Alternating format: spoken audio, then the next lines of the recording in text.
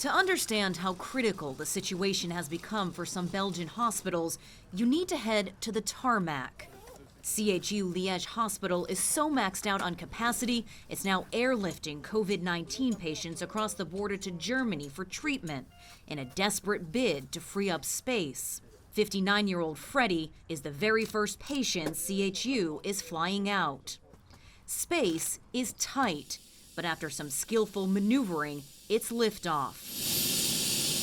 While Freddie heads to Munster, hospital staff inside continue fighting a second wave much larger than the first. A laid-back summer has given way to record hospital admissions across Belgium, and all 50 of CHU's COVID-19 ICU beds are occupied. Despite attempts to increase capacity, the hospital is transferring up to 20 patients a day, mostly by ambulance, to other hospitals, provinces, and now other countries.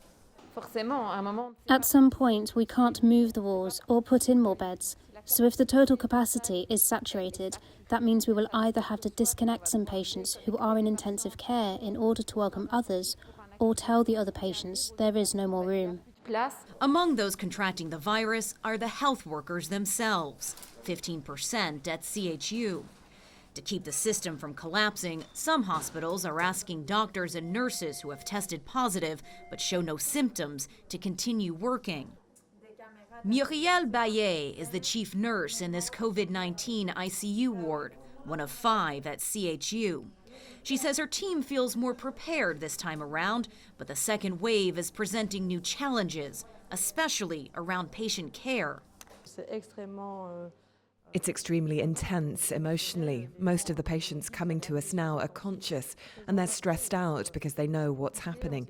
They require more attention and care. I'm worried for my team and for how long we're going to have to hold on. It could be a while yet. The average stay is at least 3 weeks, and her ICU has been completely full since mid-October. Looking in, you can see patients tied up to tubing. Some of them are receiving supplemental oxygen, and 5 of them are on a ventilator.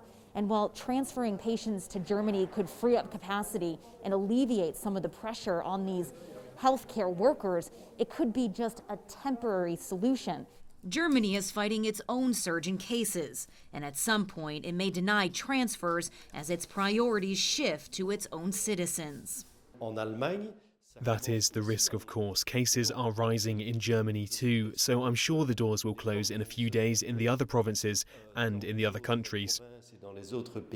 Before that happens, CHU Liege medical director Dr. Pierre Gillet hopes things will stabilize in Belgium. And there are glimmers of hope.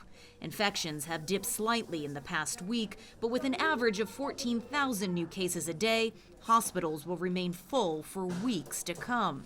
And the transfer of patients like Freddie will remain crucial. After he was taken off the helicopter in Munster, the aircrew returned to Liege, picking up another patient as the never-ending shuffle to find space continues.